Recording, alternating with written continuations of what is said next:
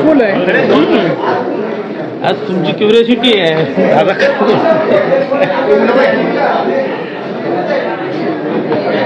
Sir या ना. अहो या ना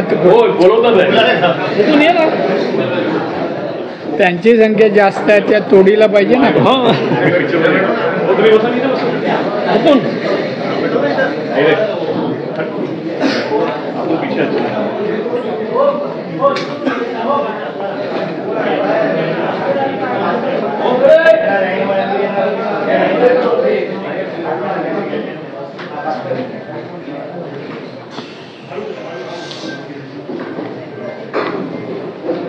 सुरू करू का?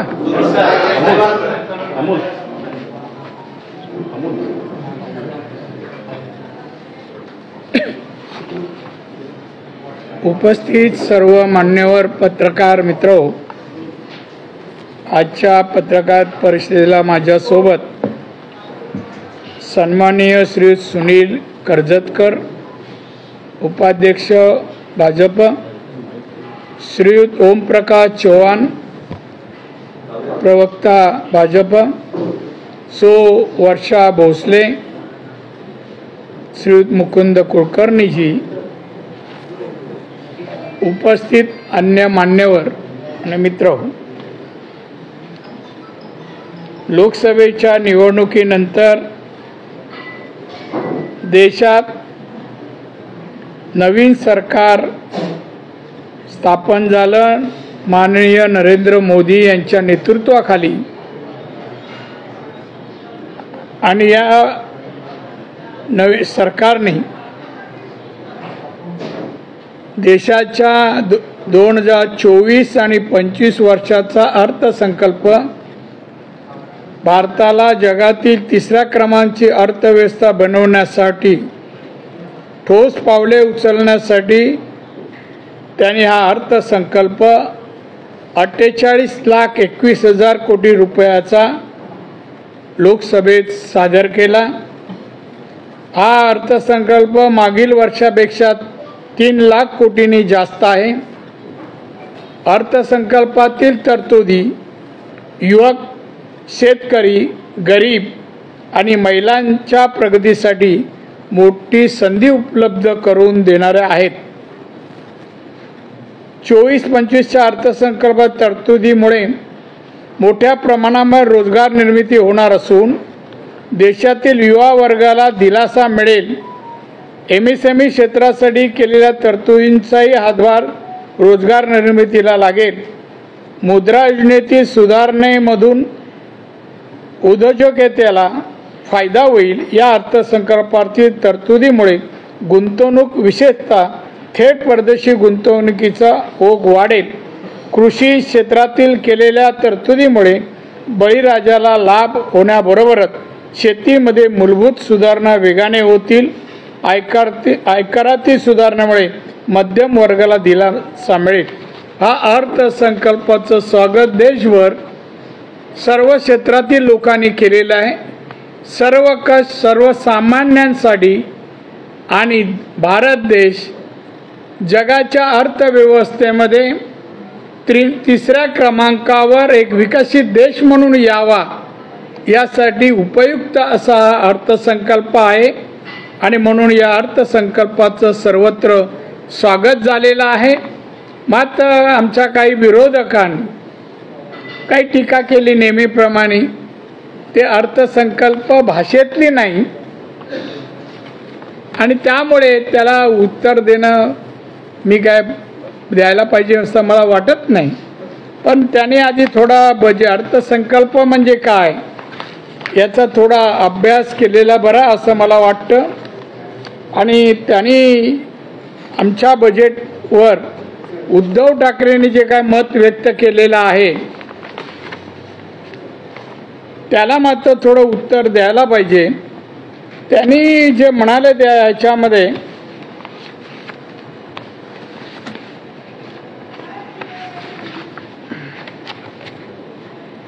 मोदींनी नावडता महाराष्ट्र योजना सुरू केली आहे. उद्धव ठाकरे महाराष्ट्र ओरबडता, मुंबईची लूट करता आणि अर्थसंकल्पातही महाराष्ट्राची निराशा करता महाराष्ट्राचे आणखी किती अन्याय सहन करायचा. दिल्लीचे बूट चाटणारे घटनाबाह्य सरकार असेपर्यंत महाराष्ट्रावर अन्याय सुरू राहणार. आता उद्धव ठाकरेंकडे या अभिप्रायाशिवाय दुसरं काही अपेक्षा करणं चुकीचं आहे. एकतर त्यांचा स्वतःचा अभ्यास अर्थसंकल्पावर नाही हे त्यांनी स्वतःच एका माननीय निर्मला सीताराम यांच्या सभेमध्ये त्यांनी स्वतःच सांगितलं का मला अर्थसंकल्पातला काय कळत नाही. मग या प्रतिकेला काय अर्थ नाही. न कळत बजेट न कळता असे पद्धतीने मत मांडणं ते चुकीचं आहे. आणि ते पण किती अन्याय सहन करायचा. दिल्लीचे बूट चाटणारे घटनाबाह्य सरकार असेपर्यंत महाराष्ट्रावर अन्याय सुरूच राहणार. हे कोणाला हे अपण्यात करता कोणाला म्हणाले. त्यांना चांगल्या भाषेत उद्धव ठाकरेंना बोलता येत नाही. बजेटवर सोडा चांगल्या भाषेत. अपशब्द बोलणं शिव्या देणं या पलीकडे नाही. त्यांच्या 2 वर्षाच्या राजवटीतील बजेट माझ्याकडे आहे, माझ्याजवळ आहे. काय दिवे लावले ते हा बजेटमध्ये तुम्हाला मी सांगतो. राज्याचा त्यांनी महसुली जमा 2021-22ला 2,69,000 आहे. 21-22ला 3,68,000 आहे. सुधारित 3,62 आहे. आता तुम्ही सांगा मला, आता 4.5 लाखाचा जवळपास महाराष्ट्राचा बजेट आहे. 2 वर्षातला यांचा रिसोर्सेस पाहिला, महसुली जमा काय पराक्रम दाखवले, काय असं विकासासाठी प्रोव्हिजन केल्या, तरतुदी केल्या. आता खरं म्हणजे मी पण या विषयावर बोलून चुकीचं आहे का. त्यांनी सांगितलं मला बजेटला कळतच नाही. फक्त शिव्या द्यायला एखादा विषय द्यायचा आणि शिव्या द्या म्हणायचं का उद्धव ठाकरे तयारीत आहे. त्यांची राजकोषीय तूट 2 वर्षाची सांगतो. 2021ला 71,558 रुपये राजकोषीय तूट. 21-22ला 66,641 ही तूट आहे. ते तरी कळलं का माहित नाही तुटीचं सरकार चालवलं म्हणून. त्यामुळे उद्धव ठाकरेंनी अशा विषयात बोलू नये. आपला पक्ष सोडून गेला तर त्यांच्यासाठी टीका करायला एखादं जसं त्यांचा सामना आहे तर सामन्यासाठी एक व्यासपीठ कुठेतरी तयार करावं, फक्त शिव्या. आणि म्हणून मला सांगावं असं वाटतं की हा आमचा अर्थसंकल्प आहे. हा सर्वकष अर्थसंकल्प आहे. यामध्ये असंही उद्धव ठाकरे म्हणतील की देशाच्या बजेटमुळे महाराष्ट्र दिसत नाही असं ते म्हणाले. उद्या महाराष्ट्राने जर बजेट सादर केला म्हणतील आता इथे कलानगर कुठे दिसत नाही, हेही म्हणायला कमी करणार नाही. तर येणारा बजेट महाराष्ट्राचं असेल त्यांच्यासाठी सावधगिरीने सांगतोय मी की या ठिकाणी असं आहे. केंद्राचा जो बजेट आहे हा सर्वकष बजेट आहे. मला सांगावं असं वाटतं आणि त्यांनी बजेट वाचायचं असे मी टिप्पणी देईन. याच्यात डिटेल आहे. केंद्राच्या बजेटमध्ये महाराष्ट्राला मिळालेल्या कोणकोणत्या योजना अंतर्गत पैसे किती हे सर्व डिटेल मी या ठिकाणी मुद्दाम काढून आणलंय काल येताना की यांना कळलं पाहिजे. जवळपास 9 पानाचे हे सर्व डिटेल आहे आणि प्रत्येक योजनेअंतर्गत महाराष्ट्राला पैसे मिळालेले आहेत. केंद्राच्या बजेटमध्ये राज्यवाईज पैसे वाटप होत नाही. तो एक फंड होतो प्रत्येक राज्याला, त्यांचे फंडांच्या प्रमाणात दिला जातो. पण योजना ज्या असतात योजनेचा प्रत्येक राज्याला वेगळे वेगळे असं देता येत नाही आणि म्हणून योजनाच दिल्या जातात आणि त्याचा तक्ता आहे त्यांनी घ्यावा. आणि ह्या योजनाचं तक्ता वाचल्यानंतर सगळ्या योजनामध्ये महाराष्ट्र आहे. भारतात महाराष्ट्र आहे आणि ते प्राधान्य मोदी सरकारने दिलेलं आहे असं मला त्यांना सांगायचं आहे. आणि ह्या सर्व योजनाबद्दल डिटेल आलेला आहे.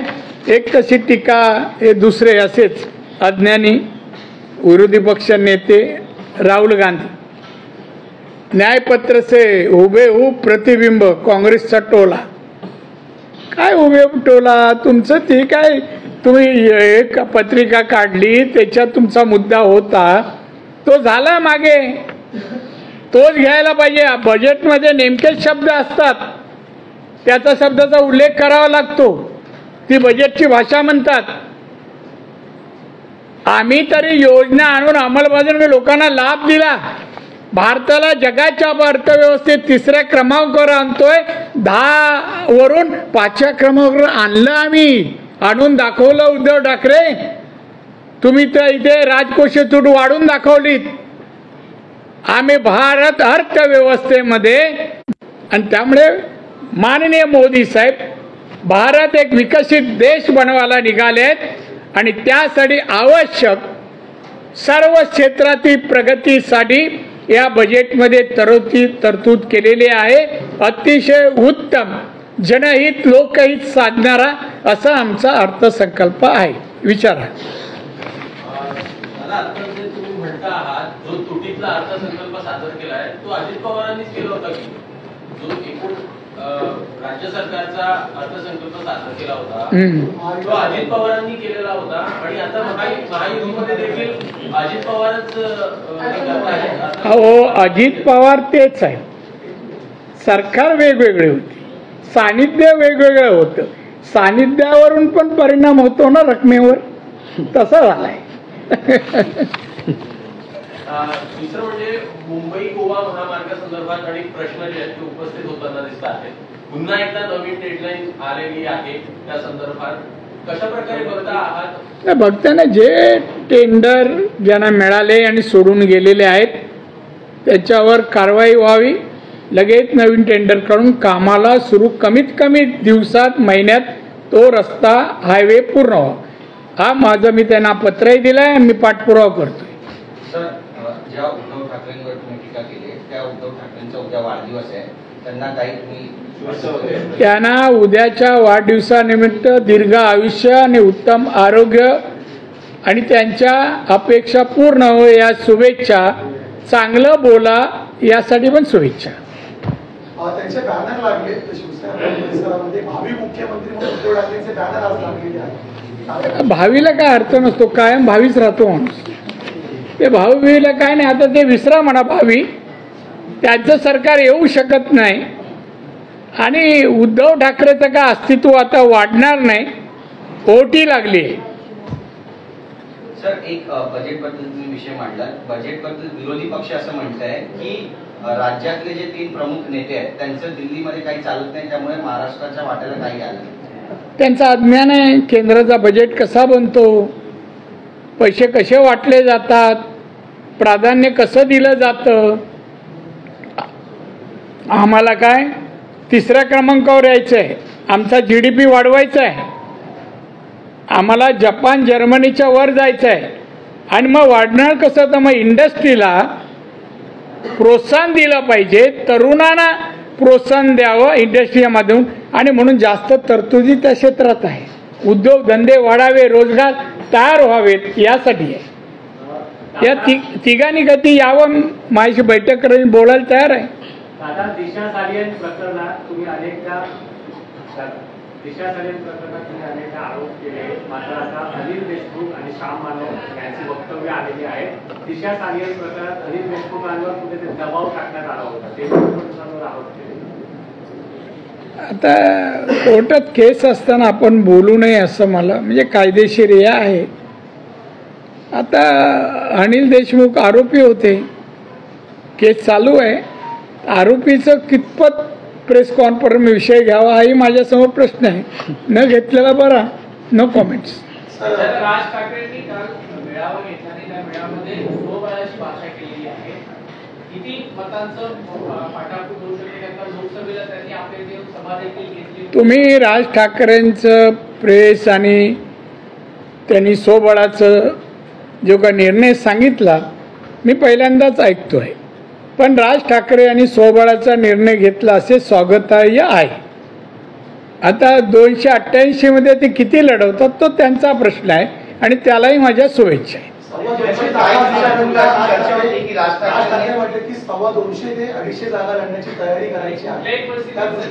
मी म्हणालो ना किती केलं तरी शुभेच्छा आहे ना. लोकसभेमध्ये तुम्हाला बिनचल पाठिंबा त्यांनी दिलेला होता, विधानसभेमध्ये तुमच्या विरोधात उभे राहिल्यामुळे फटका बसेल वाटतं महायुतीला या जागांचा. राणे आडनावाला फटका बसत नाही, तो दुसऱ्याला बसवतो. महायुतीमध्ये ते येऊ शकतात का माहिती हे क्वेश्चन मार्क असं करू नका हो. असेल नसेल काय आपण कशाला अंदाज करायचे.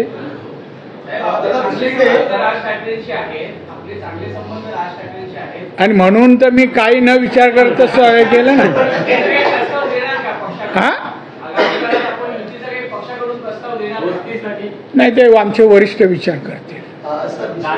दादा आपण जर बघितलं असेल तर मागील 2 दिवसापासून देवेंद्र फडणवीसांना टार्गेट केलं जातं. एकीकडे मनोज जरांगे टार्गेट करतायत, दुसरीकडे अनिल देशमुख टार्गेट करतायत, तिसरीकडे श्याम मानव. नाही, हे तिघांची नावं तुम्ही घेतली ना तर त्यांचा बोलवता धनी दुसरा आहे.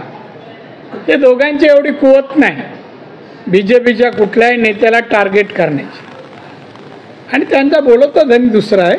आणि आमच्या देवेंद्र फडणवीसांच्या मागे भाजप पूर्णपणे आहे.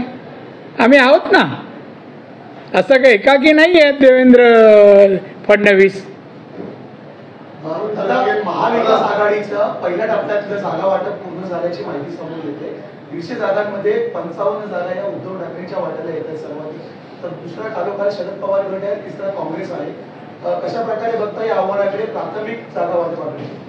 मी याच्यात काही पाहत नाही आणि त्यांच्या संख्या वाटपावर मला काय बोलायचं नाही. काय बोलाय कधी अजून नक्की झालंय का काय, आणि झालं तरी काय बोलायचं, आपल्याला पाडायचंच आहे किती संख्या असलं तरी. काय बोलायचं त्याच्याबद्दल. मनोज जरांगे पाटलांनी मराठा आरक्षणाची भूमिका मांडताना आता राजकीय भूमिका मांडलेली आहे. जे आमच्या विरोधात बोलतील ते उमेदवार पाडायला हवे. त्याचप्रमाणे भाजपाचे कोणकोणते उमेदवार पाडायचे ते देखील आम्ही ठरवू असं मनोज जरांगे बोलतात. या महाराष्ट्रात तरी असं कोण व्यक्ती मला दिसत नाही तो बोलेल आणि एखादा उमेदवार पाडेल, एवढा शक्तिवान मला कोण दिसत नाही.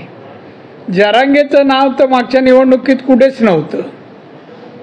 आपण जे म्हणताय ना त्यांच्या ताकदीमागे कोणतरी ताकद लावतोय, त्याचं कारणच वेगळं आहे.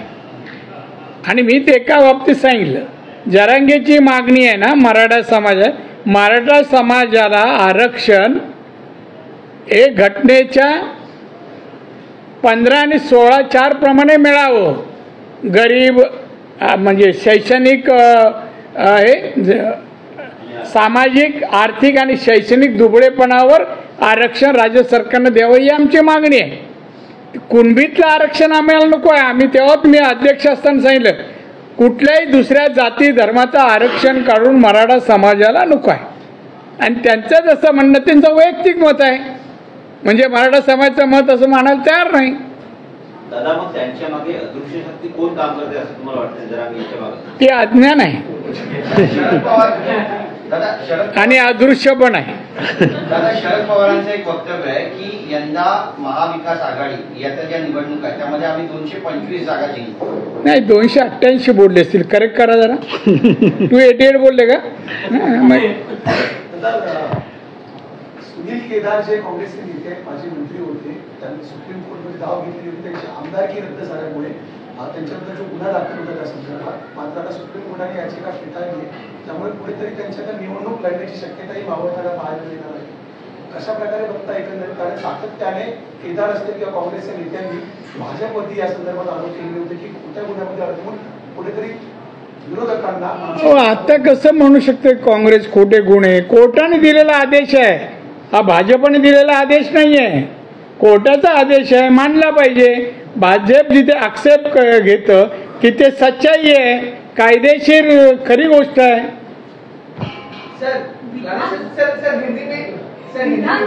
एक मिनिट मराठी मला आता कोणी सांगितलं सिंधुदुर्ग सोडून बाकीच्याने प्रश्न विचारावे असं मला सांगण्यात आलं. बोल. विधानसभेची परिस्थिती सुधारण्यासाठी महायुतीने काय करायला हवं असं आपल्याला एक ज्येष्ठ नेता म्हणून वाटतं? नाही, जे करायला पाहिजे येणारी निवडणूक जिंकण्यासाठी त्याला तयारीला लागलोय. कालच माननीय PM साहेबांची महाराष्ट्राच्या निवडणुकीबद्दल बैठक झाली, मार्गदर्शन केलेलं आहे. त्यानुसार आम्ही आमचं कामकाज सुरू केलेलं आहे. फक्त आता ऑफ द रेकॉर्ड आहे, काही दिवसांनी आम्ही उघड करू. आता आपले भाजपचे मंत्री आहेत चंद्रकांत पाटील, त्यांनी जे शुभेच्छांचे वाढदिवस लागले उद्धव ठाकरेंच्या भावी मुख्यमंत्रींच्या, ते म्हटले की मला त्यांना भेटून शुभेच्छा द्यायला आवडतील. तुमचं सुद्धा काही असं मत आहे का? नको त्या माणसाला आपलं मूड खराब करण्यासाठी का भेटावं असं मला वाटतं. उत्तर तुम्हाला समजलं. हिंदी हिंदी सर 2 सवाल है. पहला सवाल ये है सर, जब राज ठाकरे ने ऐलान किया कि वो लोकसभा चुनाव विधानसभा चुनाव में 200 से 200-250 सीट जीतेंगे और लड़ने वाले हैं. उन्होंने पहले ऐलान किया था कि एनडीए को बाहर से समर्थन दे रहे हैं लेकिन शामिल नहीं हो रहे हैं. तो क्या ये विधानसभा चुनाव में क्या सिनेरियो कुछ चेंज हो सकता है अगर राज ठाकरे अकेले लड़ते हैं तो? भाई साहब, आपने क्वेश्चन पूछा, मैं कोई भविष्यवाणी बताने वाले में से नहीं हूँ. ऐसा कुछ होने वाला है क्या, कैसा बता सकता हूँ? एक तो उनको शुभकामना दे दिया मैं, और जितने भी सीट लड़ाना चाहते हैं उसके लिए मेरी शुभकामनाएं. लेकिन उसको इससे नुकसान किसको होगा ऐसा लगता है, क्योंकि 2009 में राज ठाकरे की पार्टी की वजह से काफी सीट बीजेपी शिवसेना की गिरी थी, तो उनका भी जनाधार है, उनकी वोट बैंक है, तो उसका कहना कि खामियाजा किसको? भाई साहब, राज ठाकरे चुनाव लड़ रहा है, सीटें कितनी वो बोल रहा है 200 के ऊपर होगी. यही फिगर जब इलेक्शन आचार संहिता शुरू होने तक रहने देना. देखो ये चेंज होते जाएगा, सब फिगर बढ़ जाएंगी या कम हो जाएगा, कभी एडजस्टमेंट हो जाएंगी, बहुत कुछ बदलाव हो सकता है. महायुति के साथ आ सकते हैं क्या, मतलब क्योंकि उन्होंने लोकसभा में तो समर्थन दिया, तो महायुति के साथ आ सकते हैं क्या? मुझे मालूम नहीं, जानकारी नहीं. लाडली बहन योजना महाराष्ट्र शासन ने लागू की है, एक तरह से लोन भी महाराष्ट्र शासन पर है, उसके बाद ये स्कीम लाई गई है, तो इस स्कीम को आप कैसे देखते हैं, कैसे लाभान्वित? सरकार, हमारे सरकार ने ये योजना शुरू की है तो हम अच्छा ही बोलेंगे. और बहन है तो अलग प्यार होता है, तो उसके कोई भी 4 पैसे मिलते हैं तो हम अच्छा ही कहूँगा ना, स्कीम अच्छी है. नहीं तो घर में जाएगा तो नाराजी बताएंगे, और हमारे को पैसा मिल नाराजी क्यों. ऐसा नहीं होना चाहिए करके ठीक है, जो मिलता है, जो स्कीम है अच्छी है. सर, आपसे आता 105 जागा आहे. भविष्यामध्ये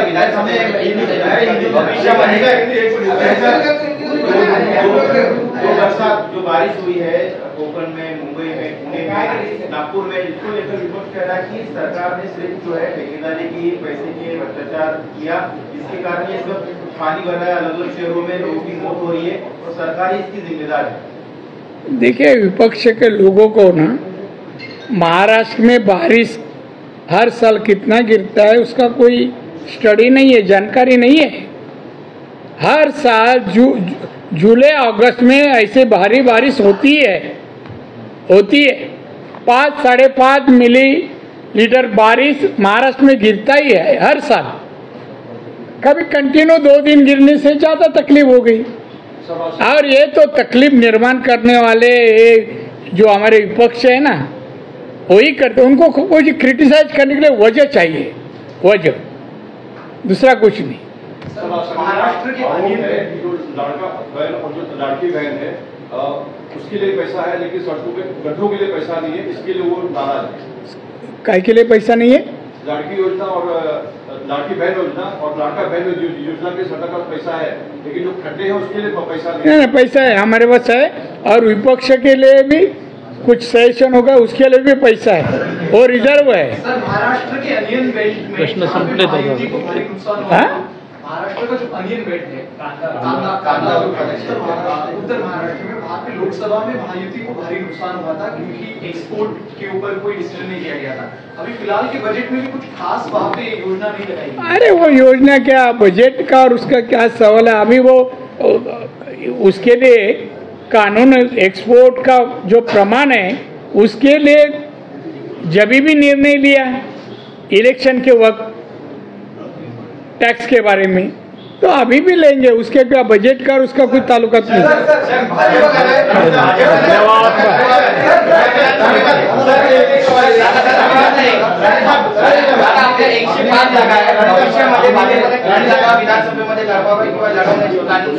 काय कळलं ना, एकानेच विचारा ना। एक मिनिट सचिन, विधान परिषद अरे एकाने विचारा तर समजेल ना। विधानसभेमध्ये किती जागा भाजपने लढवायला हव्या किंवा किती जागेवरती आपली प्लॅनिंग सुरू आहे लढवण्याची? मला तर वाटतं बीजेपीने 288 लढवावं। माझं उत्तर मी दिलं की नाही? सचिन लास्ट अग्निवीर योजना को लेकर विपक्ष इस तरह से बयानबाजी कर रहा है पार्लियामेंट में। आज प्रधानमंत्री ने काफी सुनाया कि राष्ट्रीय हित के मुद्दे पर राजनीति नहीं करनी चाहिए, जो सुरक्षा से जुड़े मुद्दे हैं उस पर कांग्रेस राजनीति कर रही है, इसको आप कैसे देखते हैं? जनता को गुमराह कर रही है। मैं हमारे माननीय पंतप्रधान जी ने जो कहा उसे सहमत। सर अनिल देशमुख ने बड़ा एलिगेशन लगाया और उन्होंने कहा कि उसके बाद पेंटाइल। आप जब भी क्वेश्चन नहीं पूछा, अभी कोई सातों बाजू वाला आपको कुछ कान में बोला, आप तुरंत चालू हो गए, ये क्या है?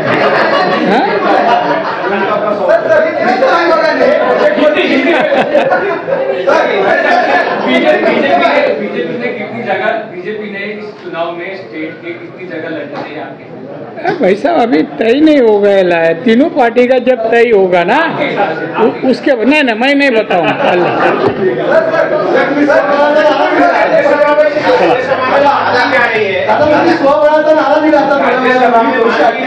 इमरजेंसी के दौरान जो एट्रोसिटीज हुई, शाह कमीशन की रिपोर्ट टेबल की जाए, ऐसे देखते हैं? मैं देखता ही नहीं हूँ। दादा तुम्ही स्वबळाचा नारा दिलाय 288 भाजपने लढायला आलं, मला वाटतं स्वबळ। अरे आमचे वरिष्ठ विचार करतील, राया उजव्या बाजूला म्हणून तर बसवलंय। शिंदे मंडळ 126 लढवणार, मला त्याच्यावर कॉमेंट्स करायच्या नाही, आणि ते आता दिल्लीत आहेत की नाही ते ठरवून येतील। महाराष्ट्र विधानसभा चुनाव को लेकर कल जो पीएम के साथ आपकी बैठक हुई है, कई वरिष्ठ नेता मौजूद थे, क्या कुछ बैठक में चर्चा की गई है? नो कॉमेंट्स, उस पे वो मीटिंग की चर्चा नहीं होती। मनोज जरांगे का व्यक्तिगत मत है, आप कह रहे हैं सभी मराठों का वो मत नहीं है जो आपने मराठी में कहा, उसे आप अगर हिंदी में बता दें।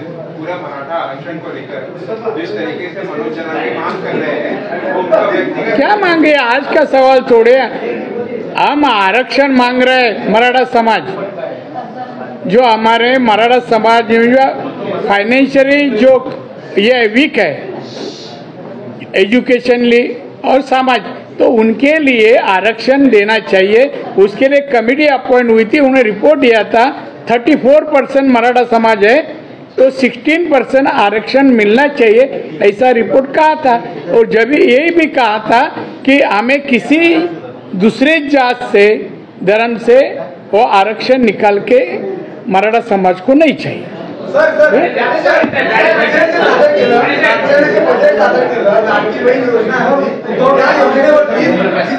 प्रश्न उपस्थित केला आहे की महिलांसाठी आणि मुलांसाठी जर का या सर्व योजना आहेत तर मग लाडकी बहीण योजना त्याची काय गरज होती, तुमचा जो निधी असेल तो कसा उभा करणार, असं वित्त विभागाने प्रश्न उपस्थित केलाय। तुम्ही नीट वाचा, मी वाचलाय तो। ते सेक्रेटरी मत असेल की यासाठी मग पैसे रिसोर्सेस कुठून, असा प्रश्न आहे तो। लोकसभा निवडणुकीमध्ये जागा कोणाला द्यायची, शिवसेना की भाजप, यामध्ये वाद चालू होते, ती जागा भाजपकडे आली। आता आपण जिंकून आलेला आहात, राणे फॅक्टर, राणे धबधबा तिथे कायम राहिलेला आहे। विधानसभेमध्ये शिवसेनेचे जास्त आमदार तिकडे सध्या आपल्याला पाहायला मिळतात, तर येणाऱ्या विधानसभेमध्ये किती जागा भाजप लढवेल कोकणात? जास्तीत जास्त। विवेक सर मध्य प्रदेश हाईकोर्ट ने इस बात का समर्थन किया है कि सरकारी कर्मचारी लोग जो है वो आरएसएस की गतिविधियों में हिस्सा ले सकते हैं। और कोर्ट ने ये भी कहा कि फैसला बहुत देर हो गया इसको फैसला लेने में, सर इस पर क्या कहना है? मध्य प्रदेश कोर्ट ना, हाईकोर्ट तो हमें क्या ताल्लुकात है? इधर का कहा, कल का दुबई का भी पूछेंगे।